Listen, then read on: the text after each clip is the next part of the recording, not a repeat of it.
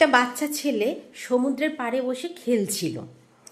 তখন একটা বড় সমুদ্রের ঢেউ এলো আর বাচ্চার জুতোটা নিয়ে ঢেউয়ে চলে গেল। বাচ্চাটা একটু রেগে গিয়ে ওই সমুদ্রের পাড়ে যে বালি আছে তাতে লিখলো, সমুদ্র তুমি চোর। আজকে তোমাদের সাথে আমি কিছু কথা শেয়ার করব। গলাটা খুবই ভাঙা, সর্দি কাশি, তো সে যাই হোক, একটা কথা তোমাদের সাথে শেয়ার করি। অনেকেই ভেঙে পড়ো যে আমাকে ও এই কথা বললো, আমি দুঃখ পেলাম, কষ্ট পেলাম। এটা আমাদের মধ্যে হয় কম বেশি, সবারই কম বেশি, কি সবারই হয়, আমারও হয়। তো আজকে তোমাদের একটা কথা বলি, শোনো। এটা কিন্তু আমি শোনার জন্য সবাইকে অনুরোধ। এরপর একজন মাছওয়ালা, মানে যিনি জেলে আর কি, সমুদ্রের থেকে অনেকগুলো মাছ পেল।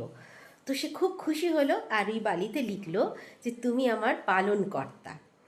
তো সমুদ্রের পাড়ে এটা সে লিখলো।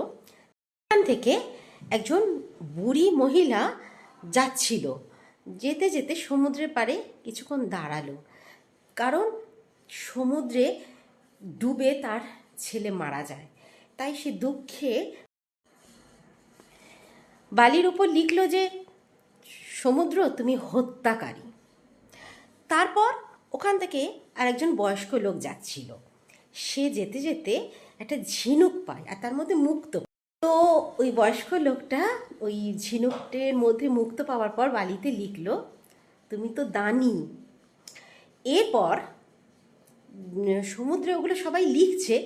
তারপর সবাই কিছু না কিছু লিখেছে বালিতে। তারপর একটা বড় ঢেউ এলো আর যা যা লেখা ছিল সমস্ত জলে ঢেউয়ে চলে গেল। তার অর্থ এটাই হলো, সমুদ্রে কিছু যায় আসে না। তোমরা তাকে যা খুশি বলো, তার কিচ্ছু যায় আসে না।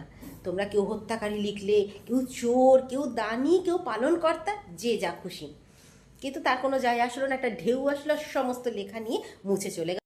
কি বললো, কে বুঝলো, কে কি করলো, দিয়ে কানে একদম পাত্তা দেবে না। তুমি তো জানো তুমি ঠিক, তো সেটাই ঠিক।